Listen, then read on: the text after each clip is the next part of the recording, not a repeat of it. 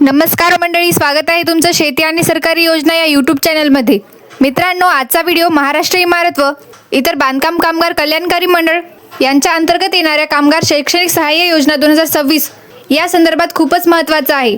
विशेष म्हणजे 2026 पासून काही नवीन नियम लागू झाले आहेत आणि सेल्फ डिक्लेरेशन पुन्हा अनिवार्य करण्यात आले आहे।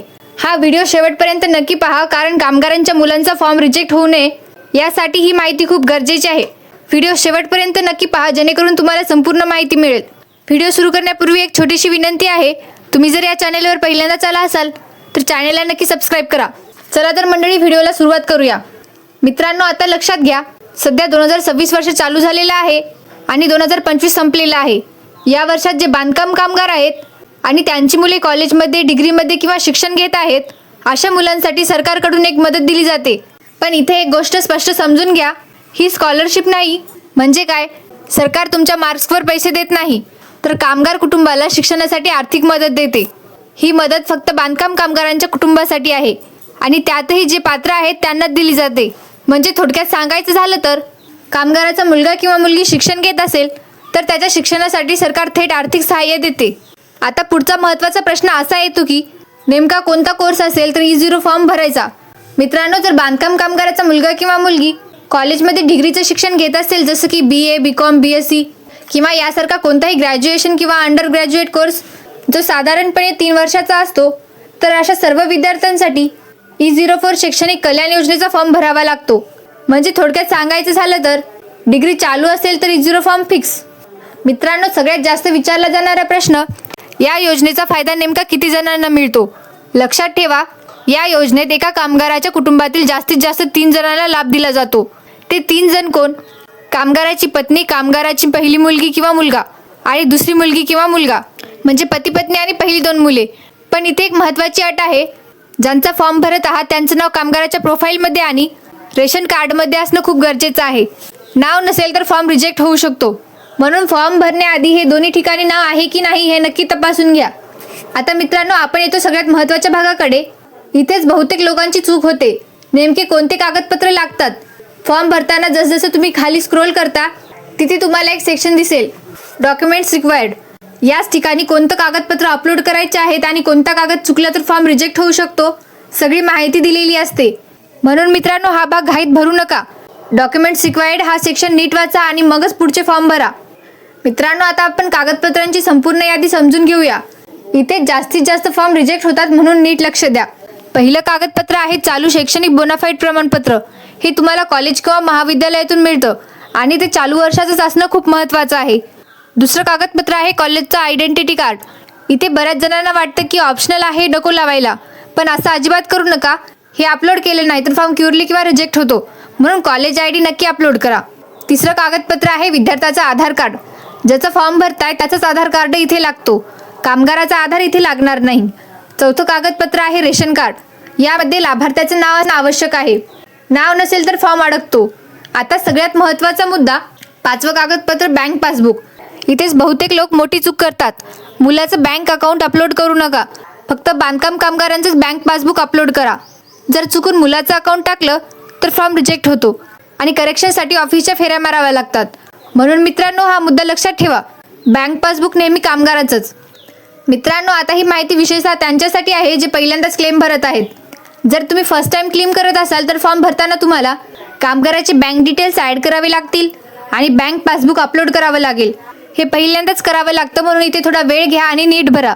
आणि ज्यांनी आधीच एकदा किंवा त्यापेक्षा जास्त वेळा क्लेम घेतला आहे, त्यांच्यासाठी बँक डिटेल्सचा ऑप्शन कधी बंद म्हणजेच डिसेबल दिसतो। ते नॉर्मल आहे, कारण तुमची बँक माहिती आधी सिस्टीममध्ये सेव्ह असते, म्हणून घाबरायचं कारण नाही। मित्रांनो, आता लक्षात घ्या, ही सगळ्यात महत्त्वाची अपडेट आहे। गेल्या 2 ते 3 वर्षापासून शिक्षणासाठी लागणारं सेल्फ डिक्लेरेशन बंद होतं। म्हणजे आधी हा कागद लागत नव्हता, पण आता नियम बदलले आहेत। 1 जानेवारी 2026 रोजी निघालेल्या पत्रिकानुसार हे शैक्षणिक सेल्फ डिक्लेरेशन पुन्हा अनिवार्य करण्यात आलेलं आहे। म्हणजे काय? आता फॉर्म भरताना एज्युकेशनल सेल्फ डिक्लेरेशन अपलोड हा पर्याय दिलेला आहे आणि हा कागद लावणं आता कंपल्सरी आहे। हा कागद अपलोड केला नाही तर फॉर्म अडकू शकतो किंवा रिजेक्ट होऊ शकतो। म्हणून मित्रांनो, 2026 मध्ये फॉर्म भरत असाल तर सेल्फ डिक्लेरेशन विसरू नका। आता मित्रांनो, हा सेल्फ डिक्लेरेशन कसा डाउनलोड करायचा ते सोप्या शब्दात समजून घ्या। फॉर्ममध्ये जी लिंक दिलेली आहे त्या लिंकवर क्लिक करा. क्लिक केल्यानंतर self declaration online registration form तुमच्या स्क्रीनवर ओपन होईल. आता काय करायचं, सर्वप्रथम हा फॉर्म डाउनलोड करायचा. मग त्यामध्ये सगळी माहिती नीट भरा, त्यावर सही करा आणि शेवटी हा फॉर्म ऑनलाईन क्लेम फॉर्ममध्ये अपलोड करा. लक्षात ठेवा मित्रांनो, हा फॉर्म शैक्षणिक सहाय्य किंवा स्कॉलरशिप क्लेम करताना अनिवार्य आहे. हा कागद नसेल तर क्लेम पूर्ण होणार नाही, म्हणून हा स्टेप स्किप करू नका. मित्रांनो, इथे एक छोटा पण महत्त्वाचा मुद्दा लक्षात ठेवा. जुने सेल्फ डिक्लेरेशन लावले तरी चालेल, पण जर तुम्ही 1 जानेवारी 2026चं घोषणापत्र लावलं तर ते जास्त सुरक्षित ठरतं. म्हणजे फॉर्म लवकर अप्रूव्ह होण्याची शक्यता वाढते आणि क्युरी येण्याचे चान्सेस कमी होतात. म्हणून शक्य असेल तर नेहमीच नवीन 2026चंच घोषणापत्र वापरा. आता जाणून घेऊया ही योजना स्कॉलरशिप का नाही. मित्रांनो, बऱ्याच लोकांचा गैरसमज असा आहे की ही स्कॉलरशिप योजना आहे, पण मी पुन्हा एकदा स्पष्ट सांगते, ही योजना मार्क्सवर आधारित नाही. मुलगा पास झाला का किती टक्के मिळाले यावर पैसे मिळत नाहीत. ही योजना म्हणजे कामगार कुटुंबाला शिक्षणासाठी आर्थिक मदत इतकंच साधा आहे. आता जाणून घेऊया डिग्री चालू असणं का महत्त्वाचं आहे. मित्रांनो, इजरो फॉर्म फक्त त्यांच्यासाठी आहे ज्यांची डिग्री चालू आहे. जर शिक्षण बंद असेल, कॉलेज सोडलं असेल तर हा फॉर्म भरता येणार नाही. म्हणून फॉर्म भरण्याआधी चालू वर्षाचं बोनाफाईड का मागतात हे आता तुम्हाला समजलं असेल. आता बघा, प्रोफाईल अपडेट नसेल तर काय होतं. मित्रांनो, खूप लोक फॉर्म भरतात पण नंतर सांगतात फॉर्म अडकला आहे. कारण काय, प्रोफाईलमध्ये पत्नी किंवा मुलाचं नाव नसतं. फक्त रेशन कार्ड नाही, ऑनलाईन प्रोफाईलही अपडेट असणं गरजेचं आहे. ऑप्शनल लिहिलं असलं तरी अपलोड का करायचं. मित्रांनो, कॉलेज ID कार्ड समोर ऑप्शनल असं दिसतं, पण वास्तवात हे अपलोड केले नाही तर सिस्टीम फॉर्म क्युरीमध्ये टाकते. म्हणून ऑप्शनल शब्दाकडे दुर्लक्ष करा आणि ID कार्ड नक्की अपलोड करा. आता जाणून घेऊया आधार कार्ड कुणाचं लागते, पुन्हा क्लिअर करा. मित्रांनो, इथे कन्फ्युजन असतं. फॉर्म ज्याचा भरताय आधार पण त्याचाच लागतो. कामगाराचा आधार इथे अपलोड करायचा नसतो. ही छोटी चूक मोठा प्रॉब्लेम बनते. बघा, रेशन कार्डचं नाव मिसमॅच झालं तर. मित्रांनो, जर रेशन कार्डमध्ये नाव वेगळं आणि फॉर्ममध्ये नाव वेगळं असं झालं तर फॉर्म अप्रुव्हल होत नाही. म्हणून स्पेलिंग, नाव हे आधी चेक करा, मगच फॉर्म भरा. बँक पासबुकची चूक. मित्रांनो, मी पुन्हा एकदा सांगते, कारण हा सगळ्यात मोठा इश्यू आहे. मुलाचा अकाउंट नको, फक्त कामगाराचा अकाउंट चालेल. एकदा रिजेक्ट झाला तर करेक्शनसाठी कामगार ऑफिसच्या फेऱ्या लागतात आणि वेळ जातो. फर्स्ट टाइम क्लेम करणाऱ्यांनी घाई करू नये. मित्रांनो, पहिल्यांदा फॉर्म भरताना थोडा वेळ लागतो, हे नॉर्मल आहे. बँक डिटेल्स ॲड करणे, पासबुक अपलोड करणे हे स्टेप नीट करा. घाई केली तर चूक होते. सेल्फ डिक्लेरेशन पुन्हा का सुरू केलेलं असेल. मित्रांनो, 2-3 वर्ष बंद असलेलं सेल्फ डिक्लेरेशन 2026मध्ये परत का सुरू केलं.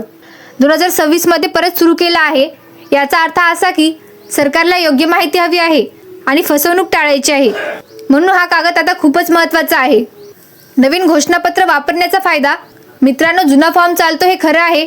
1 जानेवारी 2026 नवीन घोषणापत्र लावल्यास क्युरी येत नाही, अप्रुव्हल लवकर मिळतो. म्हणून शक्य असेल तर नेहमी नवीन फॉर्मच वापरा. मित्रांनो, या योजनेबाबत तुमच्या मनात काही प्रश्न, अडचणी किंवा शंका असतील तर खाली कमेंटमध्ये नक्की विचारा. मी शक्य तेवढ्या सर्व प्रश्नांची उत्तरं देण्याचा प्रयत्न करते. अशाच प्रकारच्या सरकारी योजना, शेतकरी अपडेट, कामगार योजना आणि अचूक व विश्वासार्ह माहिती सर्वात आधी मिळवण्यासाठी शेती आणि सरकारी योजना या यूट्यूब चॅनलला नक्की सबस्क्राईब करा आणि बेल आयकॉन दाबायला विसरू नका. जर तुम्हाला दररोज मोबाईलवर थेट अपडेट्स हवे असतील शेती आणि सरकारी योजनाबाबत तर आमच्या व्हॉट्सअप ग्रुपला नक्की जॉईन करा. व्हॉट्सअप ग्रुप लिंक डिस्क्रिप्शनमध्ये दिलेली आहे. फक्त लिंकवर क्लिक करा आणि ग्रुप जॉईन करा. पुन्हा भेटू नवीन महत्त्वाच्या अपडेटसह. तोपर्यंत धन्यवाद. जय हिंद, जय महाराष्ट्र.